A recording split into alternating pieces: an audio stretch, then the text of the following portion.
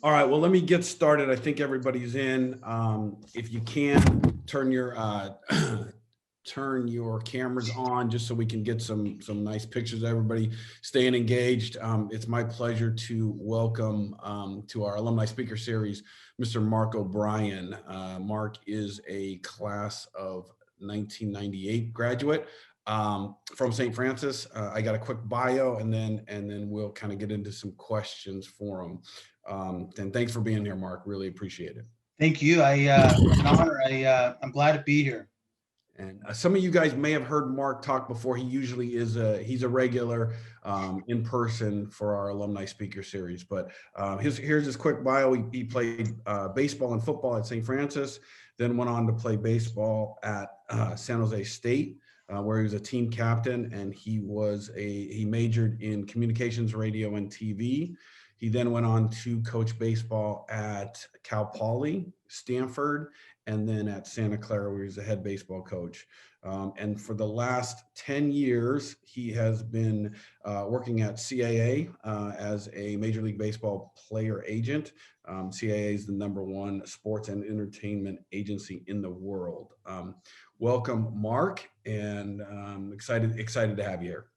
No, thanks so much, Coach Calcagno. I appreciate it, and it's always good to come back and reconnect with the St. Francis family. It's obviously holds a special place in my heart, always will, and it's great to be on. Thank you so much. Absolutely. So first, couple kind of easy questions that I ask kind of everybody. First and foremost, how did you end up at St. Francis? Yeah, so very easy for me. I had two older brothers who attended St. Francis, and a couple of them they played football with you, actually, Coach. My two older brothers went there, and I was the little guy when you guys were playing, running around the end zone playing football during the games, and probably even threw the ball in the field a couple times. But grew up around the St. Francis environment, watching my brothers play baseball and football there. And obviously got to know a lot of people, fell in love with it, and it was an easy decision for me to go to St. Francis, and obviously I'm so glad I am. And kind of even goes back a little further than that. Your father, Coach, and my father went to high school together at SI, so they had a long lasting friendship and still do. And so there you have it. Excellent. Do you have any favorite memories that you can share with us from St. Francis? Yeah, I mean, I have a lot. Some I probably can't tell, Mr. Speckman, but that's okay. No, in reality, I look back on my time in St. Francis. There were so many great memories. I think first and foremost, the friendships that I made there that I still have to this day. And it was funny, before I came on, I'm on this text chain with about 8 of my former classmates at St. Francis, and it's almost a daily thing. We talk about this, and we talk about that and everything else and in between. But a lot of my great memories were with my friends, like I said, and then a lot of it, was the sports experiences I had. I'm kind of a baseball guy, right? I played baseball, I coached baseball, but I loved football at St. Francis. It's something that if you said, "Hey, you want to go back and play a football game or a baseball game," I'd play a football game, no question. I always remember those meetings under the tree on Thursday nights that we had. And everybody got up and talked and put in their 2 cents and those type of things. Yeah, I'll always remember that. And just the great people I met, the teachers I met, the coaches I was a part of. Unbelievable environment.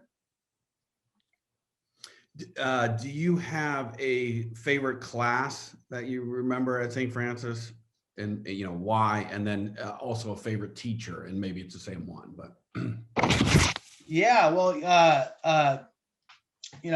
PE wouldn't count, I don't think. So I'm going to skip that one, right? So no, but it's kind of twofold. So he's not there anymore, but some of you on this call might remember Bill Carter. Mr. Carter was a great teacher. I was a fan of Bill, and he was always great to me. And he taught me history.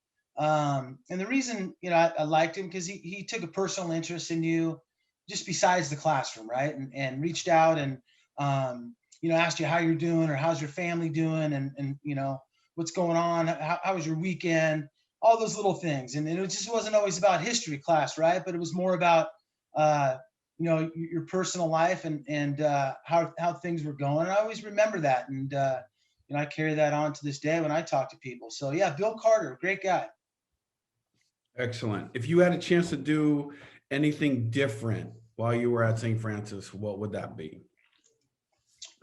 That's a great question. And I try to talk to my clients that I work with about that same exact thing, essentially based on their performance, right? So, in sports, you get a result, right? And you get a result if you're a gymnast or a baseball player, football player, whatever it is, basketball player, you end up getting results. And what I always try to ask them is, what would you do over again if you could do that and play it over in your mind?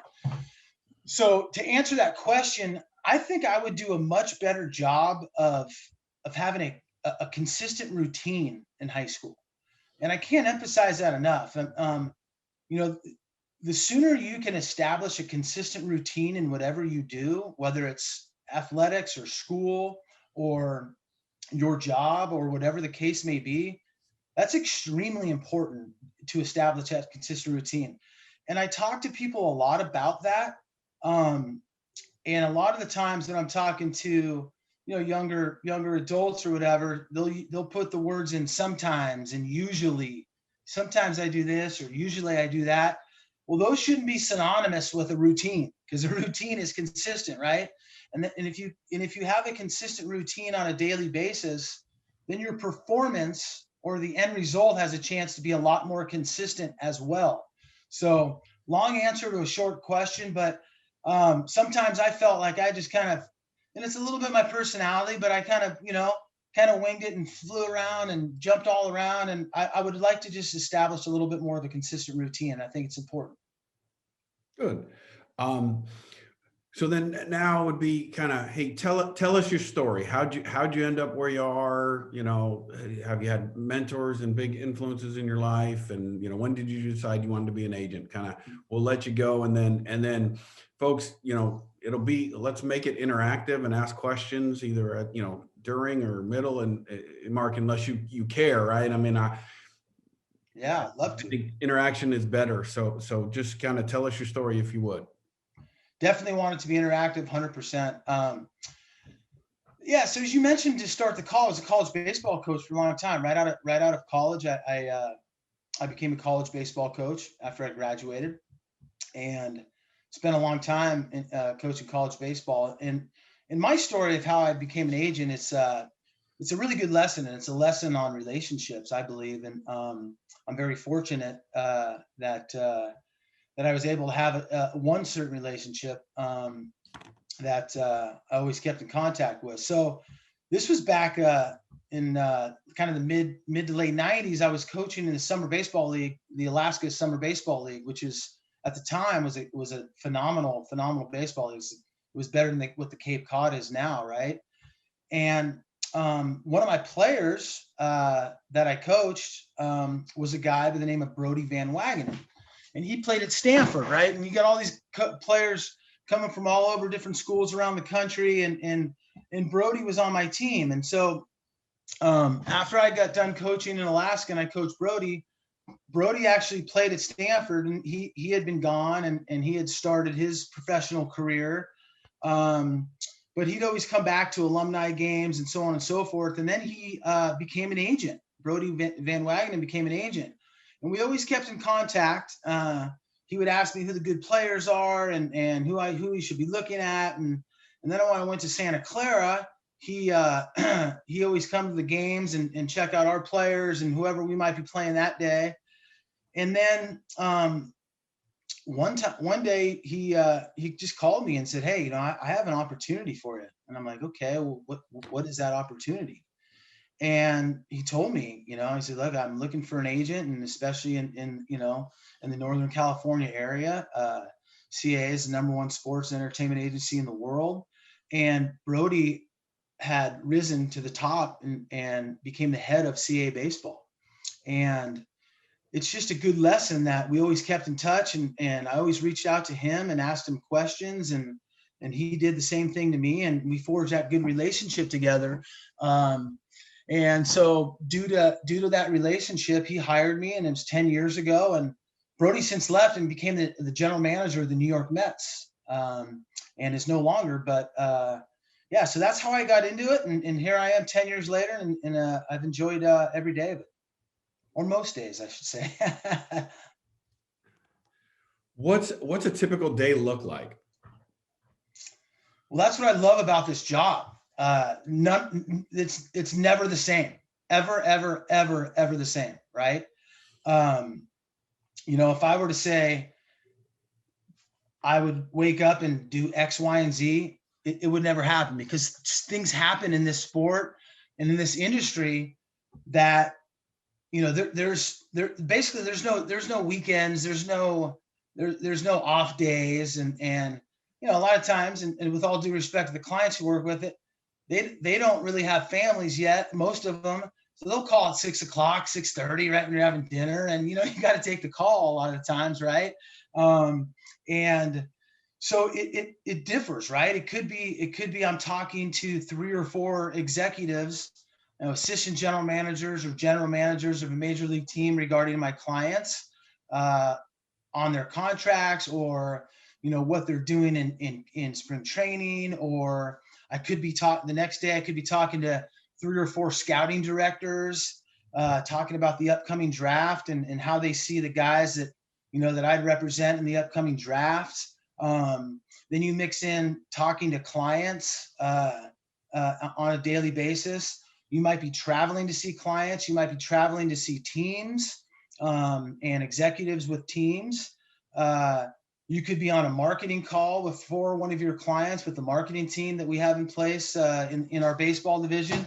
You could be on a phone call with one of our attorneys, breaking down a contract and the language in that.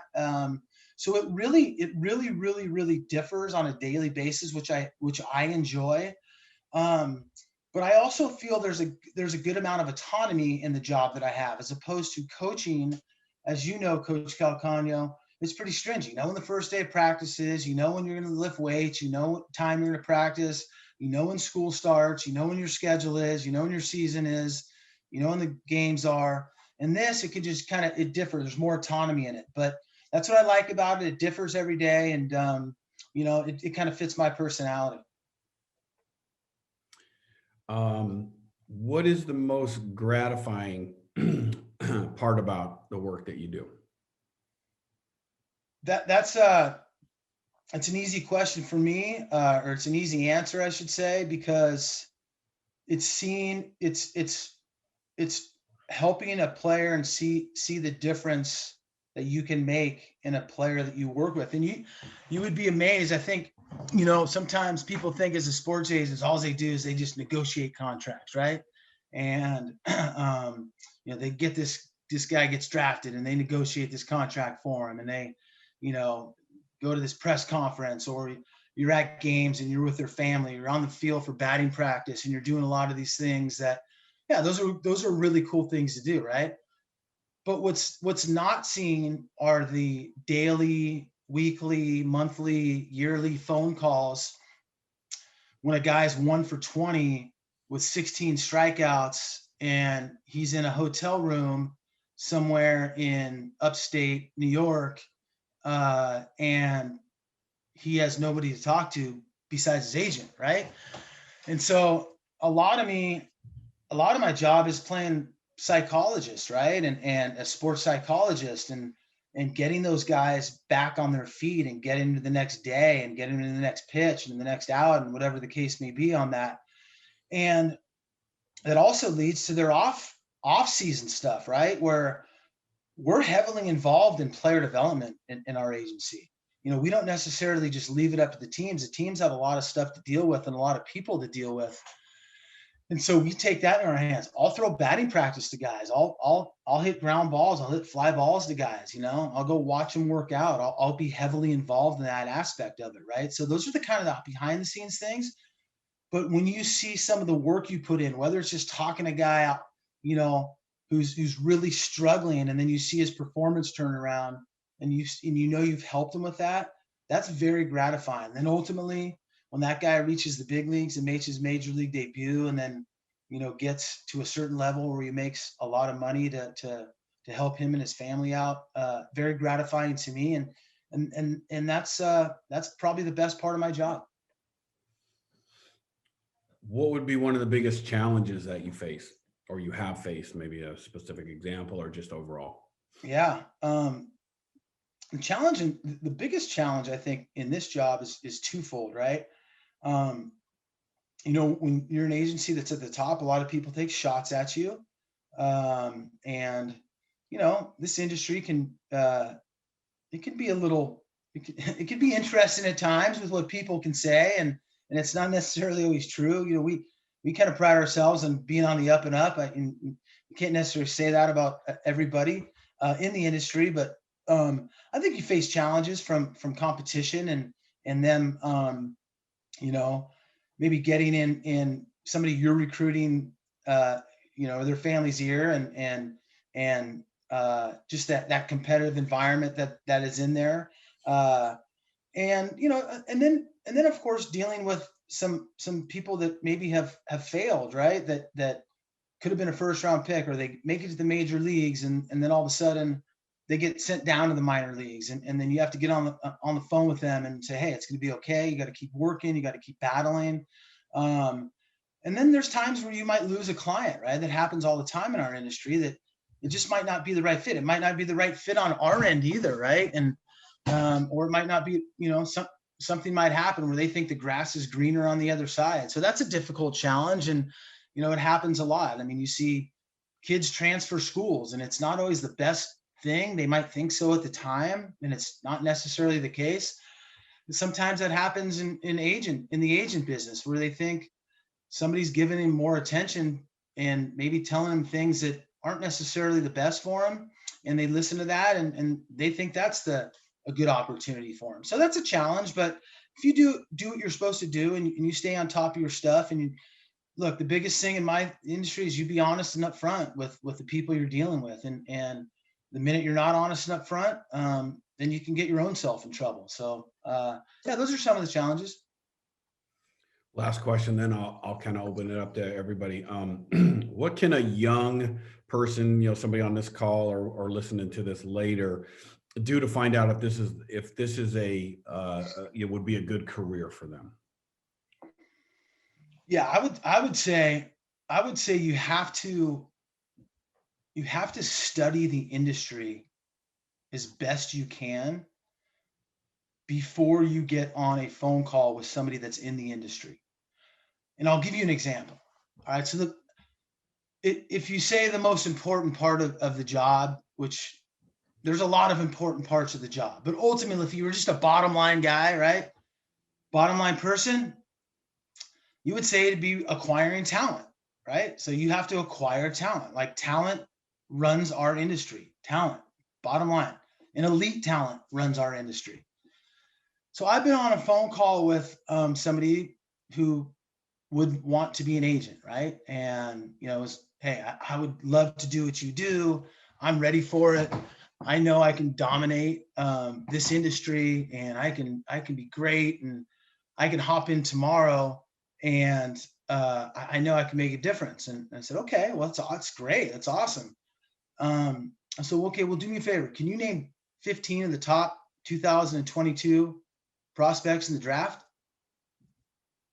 And there's like silence on the other line, right? I'm like, well, no, I can't, but I can find out, right? Well, okay, well, you might want to find that stuff out before you're talking to somebody, that you're telling you can hit the ground running, so to speak, right? And so, because ultimately an agency will hire you, because you're a good person, and you have a good personality, and you have the ability to communicate with others, and you can establish relationships. But they're going to hire you because you can acquire talent and elite talent.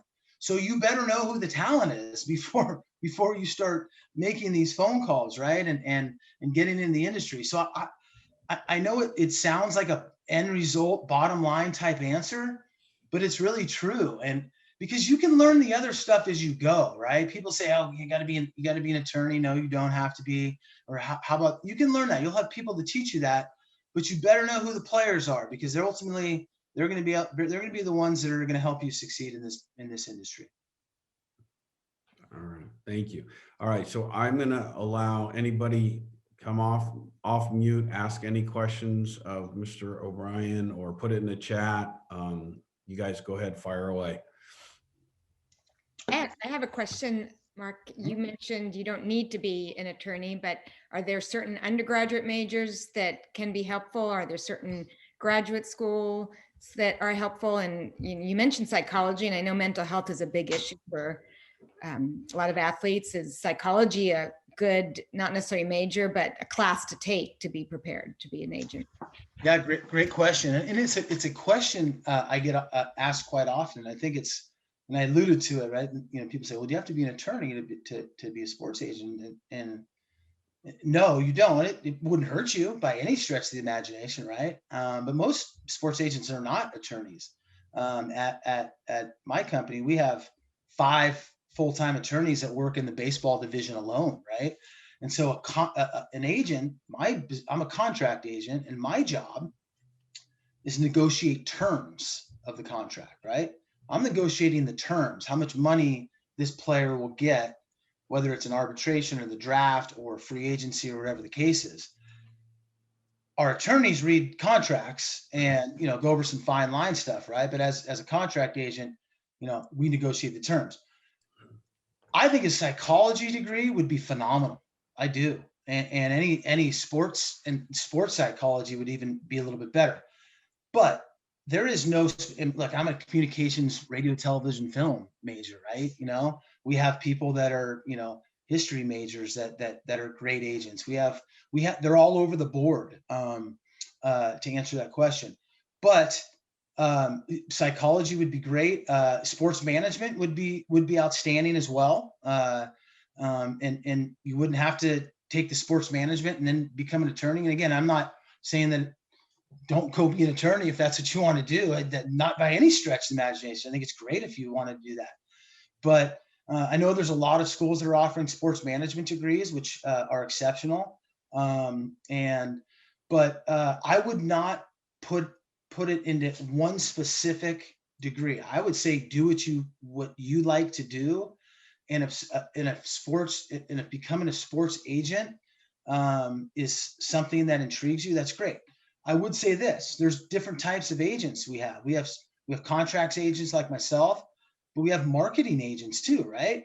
So yeah, we have a great marketing team. And so, a marketing degree would be outstanding as well to get into a sports agency and negotiate off-field equipment deals, trading card deals, commercial deals, all those type of things, So I hope that answers the question. It's a little broad, but I wouldn't just narrow it down to one specific major that you should be focusing on. No, that was great. Thank you. You're welcome.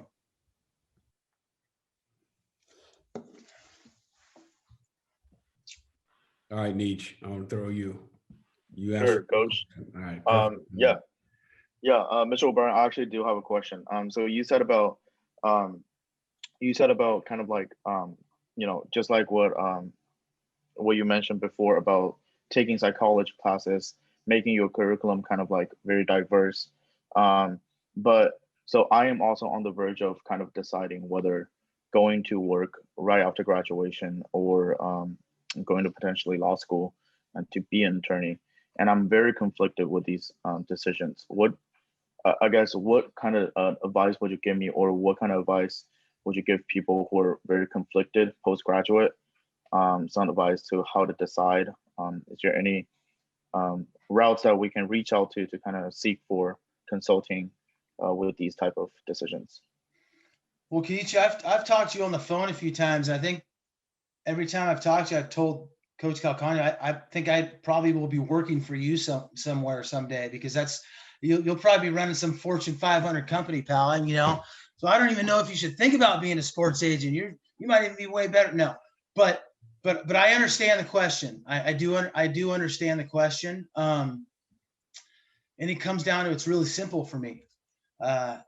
It's where's your heart, right? And if your heart is set on getting your law degree, then you should do that because it's going to work for you. But if you're conflicted about it and you think it would be much better to do something else, or I think I would have more fun and enjoy this more and be into it more. And I would have my law degree, but or vice versa, then go with what your heart says and do what you love, as opposed to what you think would look good on a resume or whatever the case may be, right? Because ultimately, if you're doing what you love and you're in the industry you love, you're going to succeed at that. And then you're going to succeed financially as well. Whether you have A degree, B degree, XYZ degree, you're going to succeed at that because you're doing what you love every day, right? And it kind of goes back to, what I talk to my clients about when they're struggling. And if you listen to their voice and like, oh man, I just can't do this and I can't do that. I always just go back to this question. Okay, ex-player, why do you play the game?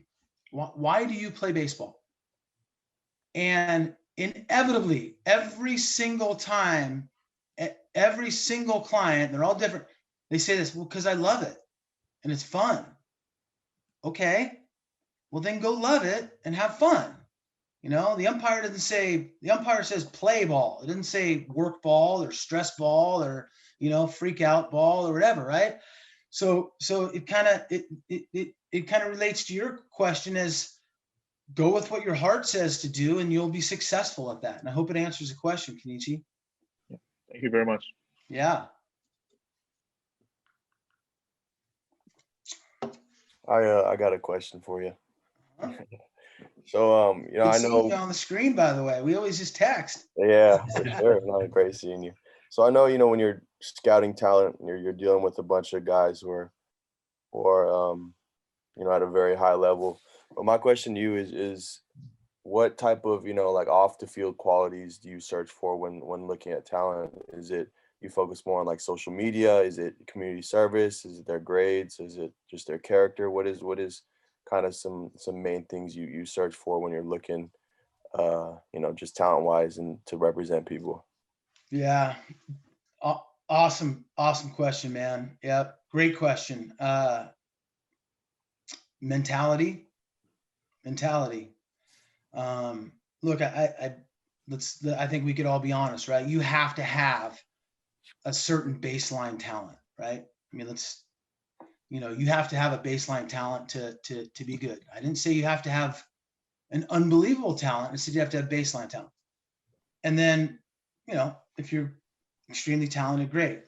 But the longer I'm in it, Cyrus, and the longer I see successful players, the one common trait they have is mentality, and they're mentally tough, and they have the ability to detach themselves from the end result and focus on the process of getting better each day and putting in the necessary work, putting the hay in the barn, and let the results happen the way they happen, right? And that's really important to me. And the guys that I speak to that are extremely successful, and I know they're not curious about, well, where am I going to get drafted or when am I going to get called? They just go about their business on a daily basis, right? And you can see that in their work ethic, in their mindset, and their attitude, and how they go about their business, and what they do, and how much work they're willing to put in. And ultimately, it's the accountability factors. What I learned in St. Francis from Coach Calcano, Coach Maestri, Coach Bradford, Coach Mitchell, whoever, Coach Speckman, Mr. Speckman, it's like you have to be accountable for what you do on a daily basis, right? And so I look at that. If there is one thing I would narrow it down to, it's that. It is that. Now, you mentioned the social media stuff. That's a massive aspect. There's not one major league team. There's 30 major league teams. There's not one major league team that doesn't have an employee that doesn't just scrub social media on their players and potential players that they are going to draft. So we are very, very aware of that. We are very on top of our guys about what they post, how they post, when they post, what they should post. They're very aware of that. That's a crucial factor as well. And it's good to be active on social media. There's no question, but you have to be extremely careful of what you do on social media, because I'll give you an example of one guy that we had that had a post out there that wasn't very good, and it was not on purpose. He accidentally liked a, when you're scrubbing your Twitter and you accidentally press the like button, and this guy's the furthest person you would ever imagine from what he liked, but teams found out about it, and I got wind of it, and so we had to delete the account, and we had, we got on the calls with the teams, and this guy, obviously told them who he was and said, I'm not that type of person. But you got to be very careful about what you do, and it's even really, not only who you post, but what you like and all that type of stuff. So that is an aspect of it. The mentality, Cyrus, you got to have it. It's important. And accountability. Appreciate it. Got it. I had a question. So what was some advice you'd give to, we're all college students trying to find internships or experiences and trying to build skills to help us break into the industry. What would you recommend for students in college, trying to gain experience, to do to be able to get a foot in the door in the industry after graduation? So I would say this. It's a good question. I would say this. If you are a student athlete, I would answer this way. You're playing and you have a lot of things going on, and it's very difficult to do a lot of stuff, and internships in the summer and all those type of things. If you're a baseball player, you're probably playing somewhere in the summer. If you're a football player, you're probably on campus working out in the summer. Basketball, you're doing things, all those type of things, right? So what I would do is I would try to get a network together while you are playing. Okay. When you have some downtime, you reach out to somebody like myself, somebody in the industry that can kind of guide you along the way. Right. So when you do graduate, you might have some avenues or resources that can set you up with an internship or set you up with a part-time job to get you in the door at a specific agency that you might want to work in, or whatever industry that might be, right? That will help you in building that network of people that are already in the industry.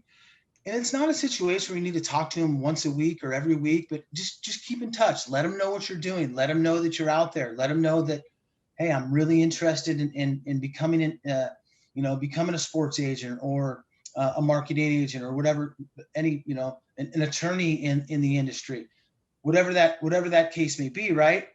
But and it's not just one person, it's 2, 3, 4, 5 different people that might be able to help you in that regard.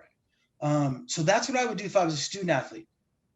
If I was not a student athlete, I would do what Keneshi's doing. I would get involved as much as I can with a sports program, right? Whether it's you go be the student manager of the football program, you go be the director of baseball operations for baseball, and you learn the industry a little. Because, the first client I ever signed, I had some director of baseball operations guy call me and say, we just played against this team this weekend, and this center fielder on the other team was unbelievable. You should have seen him. I'm like, what?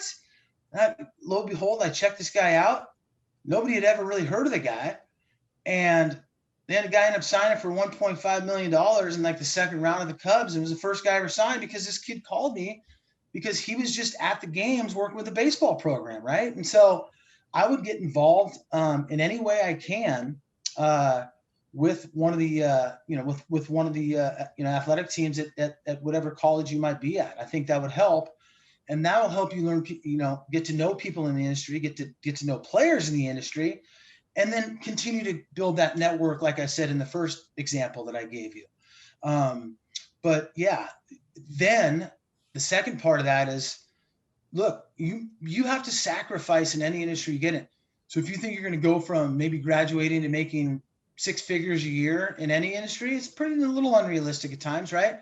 You might have to work for a little cheap. You might have to work for free. You might have to work at a lesser wage than some of your friends do. That's okay as long as you get your foot in the door. And I would urge you to sacrifice a little financially early to make it work big time at the end. Thank you. Hopefully that helps, Jack. Yeah, no, definitely.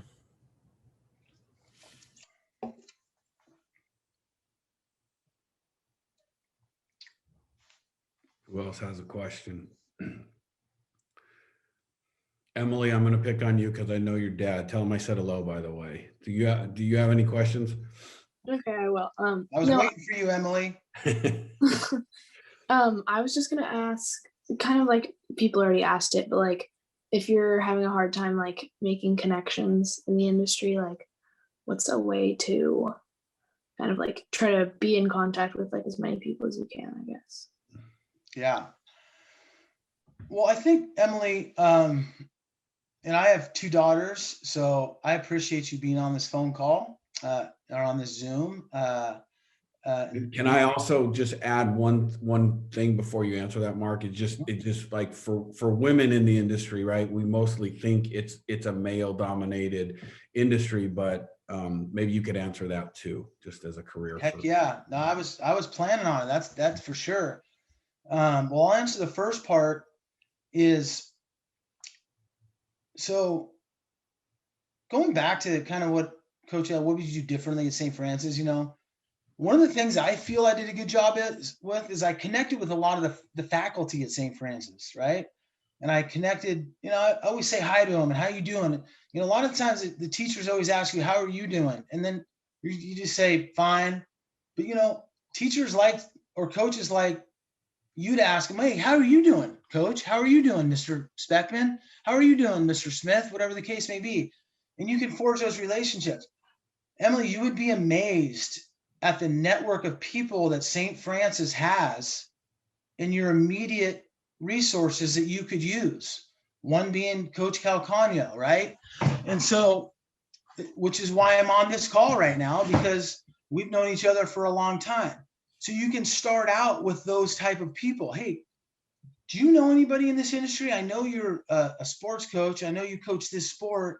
Do you know anybody in this industry that you might be able to connect me with? That's how I've spoken to Kenichi. That's how I've spoken to Cyrus, right?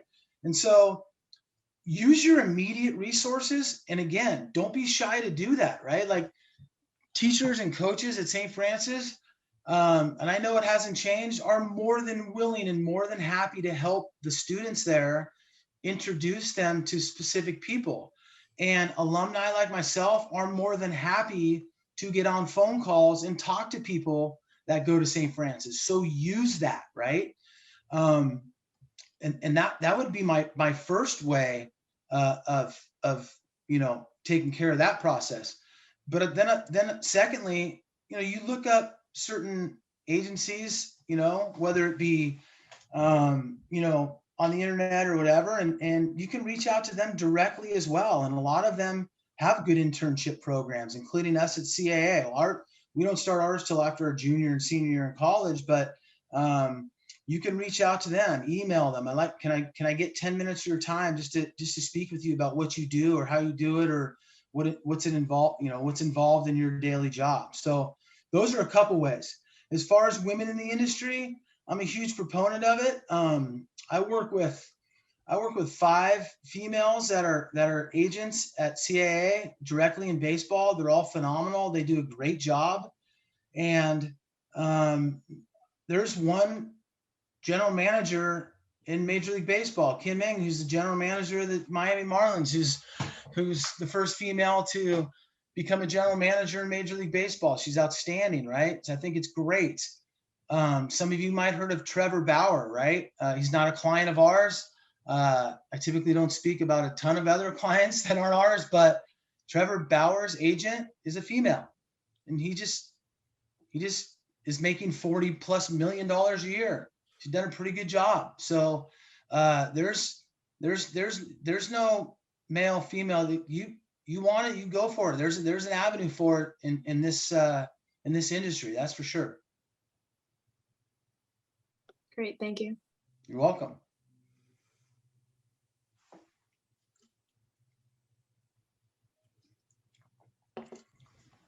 Well, I had another question.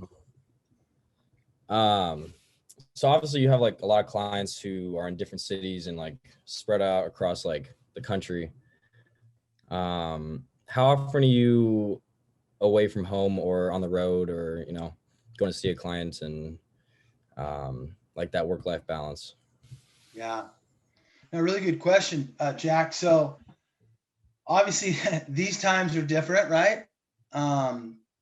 But let's just say there was no COVID, okay, and it was regular. Just let's start from now. Let's start from today, and there's no COVID, right? Here's what kind of be the focus from February to, to all the way through to January. So typically, what you would do now is you would hit two specific areas, right?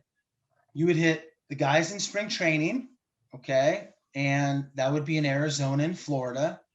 So whether in the major leagues or minor leagues, you would go visit them in spring training. You'd sit down, you'd have a meal with them. If you get a chance to watch them play, you watch them play. And there might be multiple trips out there, right? Because you can't just, if you have 10 clients in Arizona, you just can't spend 10 straight days there. So you might, see 3 of them a day, right? And spend 3 days there, 3.5 days there. And then you go to Florida and maybe you have 10 more there, and you kind of do the same routine. And then case by case basis, you might need to circle back with 1 or 2 or 3 or 4 of those specific clients based on a contract talk or something of that nature that they need to be informed with. So you're hitting a lot of the spring training and pro stuff, right? When you're not doing that, now you're focused on the amateurs, right? So what starts typically now? College baseball season, high school baseball season.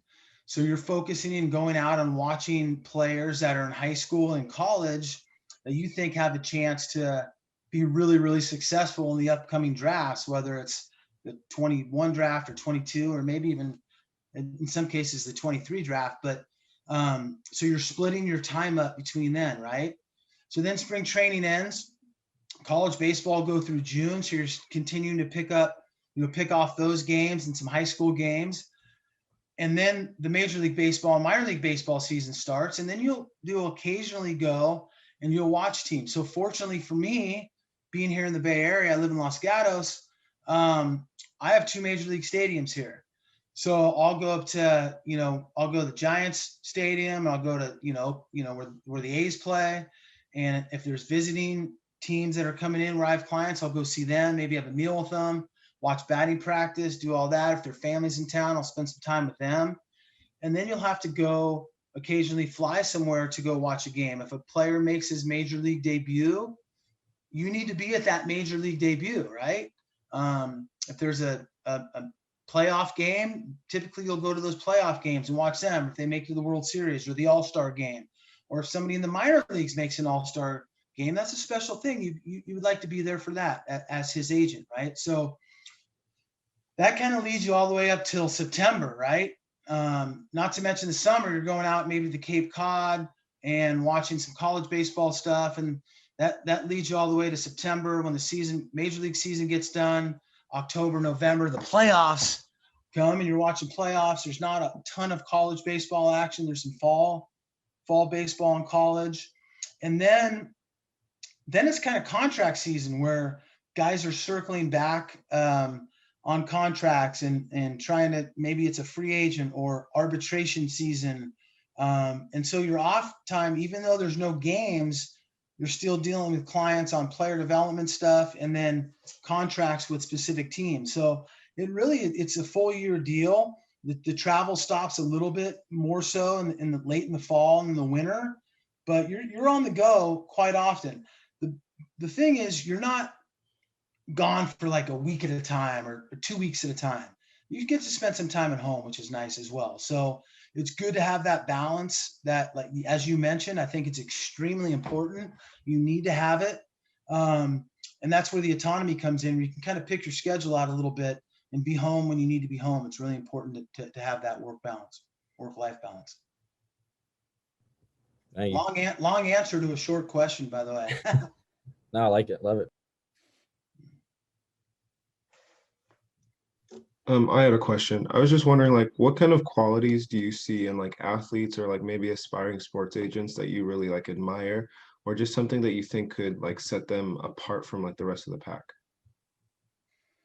Well, qualities that I admire in athletes, that they're the same person they are on the field as they are off the field. They have a mentality that on the field that they love to compete every opportunity they get. Uh, they accept challenges. They're accountable people. They treat people well. I think that's extremely important of any person, let alone an athlete. But you see a lot of the successful people, even though some people think that they might not treat people well or whatever, they do treat people well that are successful. And I think it's a quality that's extremely important. And they're good to people. They're good to their family. They appreciate things. That's one thing that I really enjoy about working with success.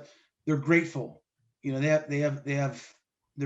great. That, you know, they have that sense in them. They have, not only they have compassion, but they're great. They're very grateful people. They say thank you to things. They say please. They're polite, even though they might be put on a pedestal by people that don't know them because they're superstars.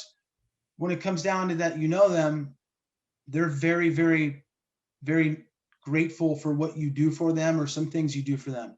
And it kind of goes back to what I was talking about with the teacher saying, hey, how are you doing, coach? Or how are you doing, Mr. Smith or Jones or whatever? I always appreciate when I'm talking to a client and they say, hey, you know, hey, Obi, how's your family? How they doing? How's Grady? How's Addie? How's Brooklyn doing? They're doing well. How's your wife doing? Great. I appreciate that because I do have a family as well, right? And that's important to me. So yeah, on the field, it's a good mentality and a competitive mentality with a great work ethic and accountability. And off the field, it's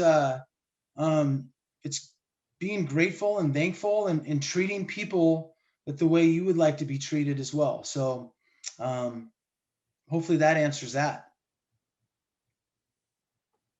I would say it's the same for sports agents. Thank you. Mm-hmm.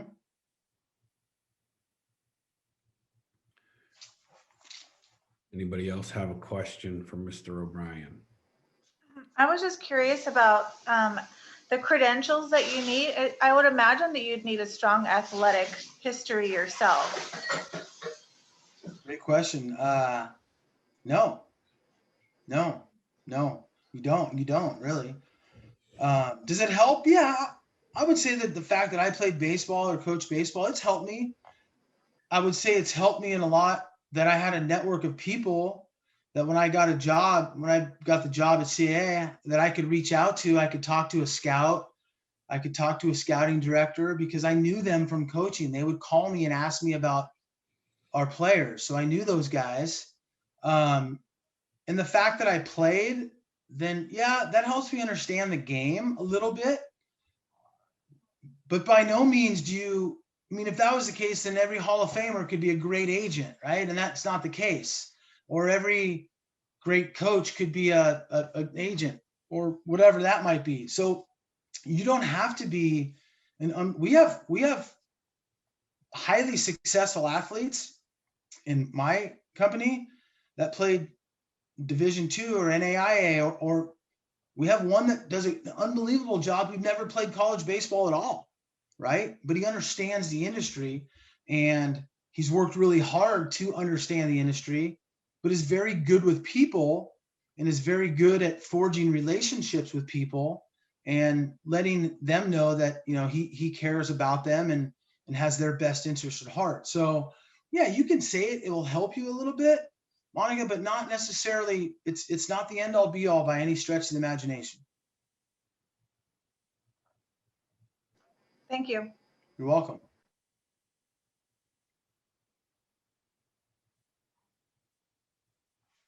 All right, Alexander, not to point out anything, but you're the only person that hasn't asked a question, so I'm going to point it out. You got to have something for him. No, the only questions I had going in, I think we already touched on, just on building connections and, finding a path into the industry. Yeah, and I want to, anybody who's on this call or whatever, you feel free to reach out to Coach Calcano, Mr. Speckman, Squin, whatever, and get my contact info. And I'd be more than happy to speak with any one of you at any time. Cyrus still owes me lunch at Los Gatos Meat, so I'll be waiting for that call. Hey, does he play the NCAA card or no? Yeah. Yeah. Okay. See? Quick question, Mark. How old are your daughters, and have they had a chance to run around by the tree at St. Francis? Yeah. Yes. So my oldest daughter at Brooklyn is 13. She's in the 8th grade, and she has applied to St. Francis and hoping she gets accepted and would love to be a Lancer. And one of the reasons is because she did get to go to a lot of those football games, and she was in the 2nd, 3rd, 4th. She's been at St. Francis sports camp since she was, in 1st grade, right? So, and my middle child Addison is 10, and she does the same exact thing. So so does my son Grady, who's 8. So we go to football games or baseball, whatever it is, and they have and they love it. Wonderful. Yes. Thanks for asking. Does anybody have anything else? And then again, as Mr. O'Brien said, just you all have my email because we sent it to you, so you can always just reach out to me and I will pass on Mr. O'Brien's email address as well if you wanted to follow up with him. Does anybody else have anything for him today? No. Okay, well, I thank Mr. O'Brien. I thank you, and I thank everybody that's been on this call. It's been, the good part about us going virtual is I get to listen to all the speakers. Usually, I don't ever get to listen to them, so it's always a lot of fun and very eye opening for me. So, but thanks everybody. Really appreciate your time. Thank Take you. care.